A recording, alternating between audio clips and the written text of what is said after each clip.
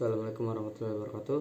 Nama saya Muhammad Nur Ramadhani dari kelas B angkatan 23. Nah, di sini saya akan mereview yaitu buku Geografi dan Ilmu Sejarah yang ditulis oleh Rusdi Effendi. Nah, kita akan masuk di bab pertama, yaitu bab yang membahas tentang geografi dan ilmu sejarah. Nah, pertama kita akan masuk ke materinya, yaitu yang pertama ada definisi geografi. Nah, geografi yaitu dia berasal dari bahasa Yunani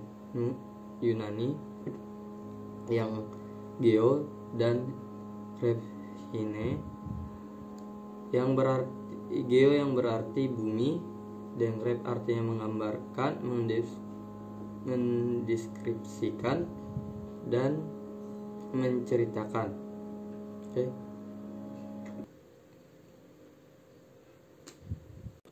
Nah, Herioso pada 1996 menyatakan bahwa geografi merupakan suatu ilmu yang mempelajari hubungan timbal balik antara manusia dengan lingkungan sekitarnya dan merujuk pada pola persebaran horizontal di permukaan bumi.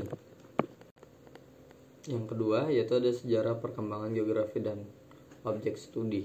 Nah, perkembangan ilmu geografi diawali oleh bangsa Yunani yang secara efektif meneliti juga mendokumentasikan informasi dan data kegeografian sebagai sebuah ilmu dan filosofi.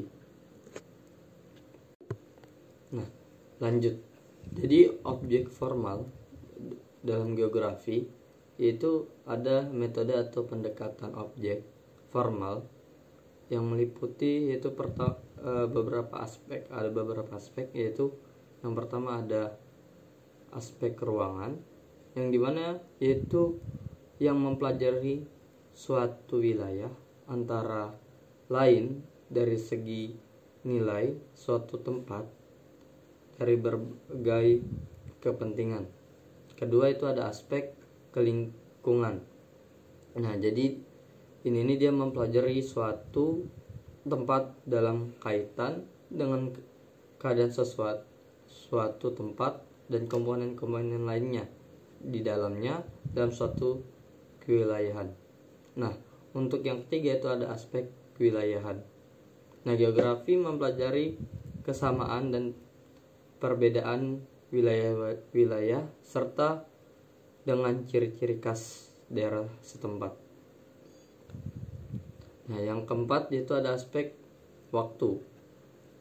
Nah, jadi dia tuh perkembangan wilayah tersebut dari periode ke periode berikutnya atau waktu, perkembangan dan perubahan dari waktu ke waktu. Lanjut yaitu ruang lingkup studi ilmu geografi. Nah, yang pertama yaitu ada kajian terhadap wilayah. Yang kedua ada interaksi antara manusia dan lingkungan fisik yang merupakan salah satu bagian dari keanekaragaman wilayah. Yang ketiga itu persebaran dan kaitan antara penduduk atau manusia dengan aspek-aspek keruangan. Nah, kita lanjut lagi, dimana menurut Peter Hegel yang menemukan masalah geografis, dia menemukan 3 bentuk pendekatan. Nah, jadi ada pendekatan keruangan yang dimana berbeda dari wilayah yang satu dengan wilayah yang lain.